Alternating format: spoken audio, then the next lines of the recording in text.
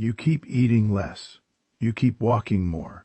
You even skip dessert while everyone else enjoys it. And yet, your waist keeps growing. The hardest part isn't the weight, it's the doubt. You start wondering if you're just getting older or weaker, or if you've somehow lost the discipline you once had. But what if your body isn't refusing to lose fat? What if it's following orders from a hormone that's quietly telling it to store every extra calorie, even when you're doing almost everything right? Stay with me, because this changes everything. Most people blame calories. Some blame metabolism. Others blame age. But here's the part nobody talks about. Your body doesn't simply decide whether to burn fat. It waits for permission. And that permission comes from tiny chemical messengers that work behind the scenes every minute of every day. One of the most powerful is insulin. You probably know insulin as the hormone that controls blood sugar. That's true, but it's only half the story. The surprising part is, insulin is also one of the strongest signals telling your body whether to store energy or release it. And if that signal stays high for too long, your body behaves very differently than you think. Not because it's broken, because it's trying to protect you. That's why so many people spend months dieting without seeing the scale move. It wasn't a lack of discipline. Your biology was following instructions. Here's the critical thing to understand. Imagine your body as a massive city. Every cell is a home. Every organ is a neighborhood. Food trucks arrive every day carrying fuel. Insulin is the traffic controller deciding where every delivery goes. When insulin rises after a healthy meal, that's normal. The trucks unload nutrients. Cells refill their energy. Everything works beautifully. The problem begins when the traffic controller never goes home. Meal after meal, snack after snack, sugary drinks, late-night eating, constant grazing, insulin remains on duty. The city never switches from storing supplies to using them. Fat warehouses keep expanding. Power plants stop opening the emergency reserves. Your body literally ignores the fuel already stored around your waist. I know, that sounds strange, but researchers have been studying this for decades. Scientists at Harvard University and many other leading institutions have shown that chronically elevated insulin changes how tissues respond to energy, making fat release increasingly difficult over time. Here's what most people completely miss. This doesn't happen overnight. It's quiet, invisible. Years before blood sugar becomes abnormal. Years before diabetes is diagnosed.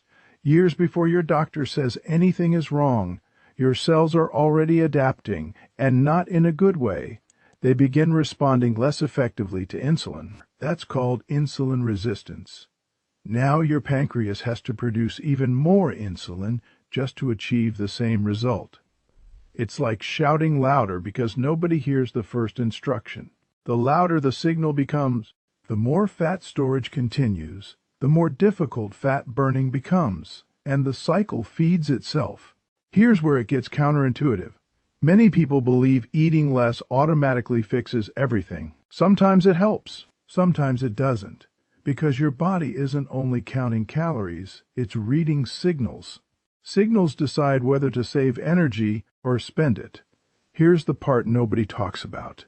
Inside every cell lives a biological switch called AMPK. Think of it as the city's emergency energy manager. When AMPK turns on, your cells begin searching for stored fuel. Repairs increase. Energy production improves. Fat becomes useful again. But here's what they didn't expect. Persistently high insulin keeps interfering with many of those energy-saving signals. The repair crews stay idle. The warehouses stay locked. The stored fuel remains untouched. And that's where everything changes. Because the same discovery opened the door to understanding why some people suddenly lose weight without starving themselves, while others fight their bodies every single day despite doing everything they were told. The real answer isn't hiding in your calories. It's hiding in the conversation between insulin and your cells. And once you understand what happens next, you'll never look at food the same way again. Because here's the truth that catches almost everyone by surprise. Insulin itself isn't the villain. It's when insulin stays elevated for hours, day after day, that your metabolism begins changing in ways you can't see. And this is where it gets dark. Every time insulin remains high, your fat cells receive the same instruction. Store. Not burn. Not release.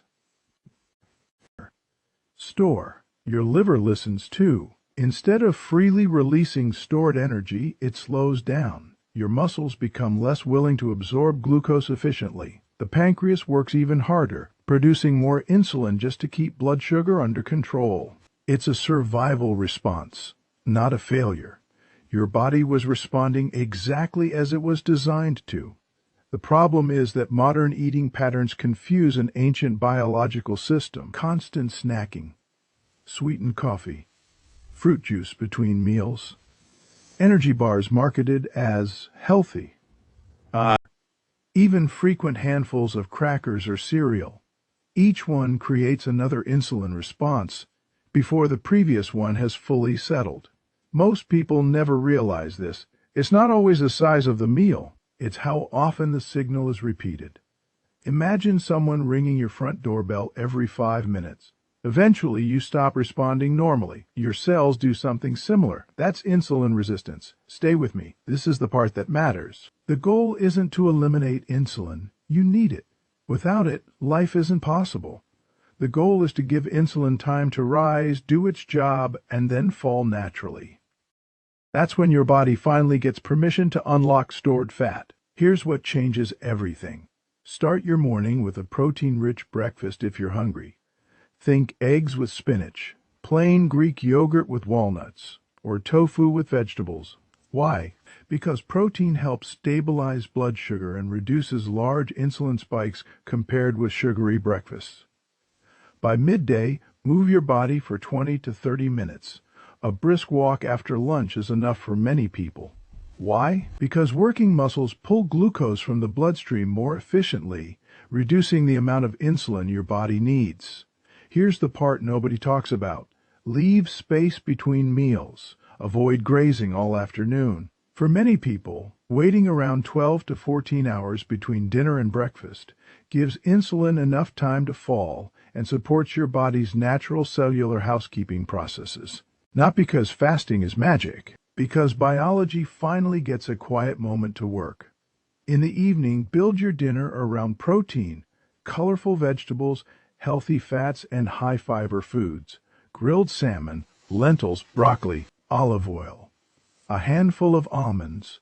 Why? Fiber slows digestion. Healthy fats improve satisfaction.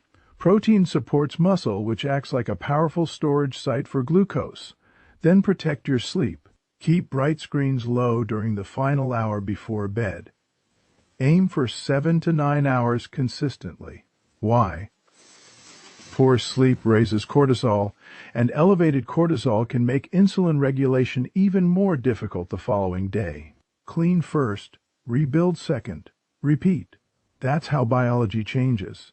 Not through perfection, through repeated signals. One healthy meal won't transform your metabolism. Neither will one workout. But stack enough of these signals together, and your cells begin receiving a completely different message. Burn instead of store. Repair instead of defend. Adapt instead of resist.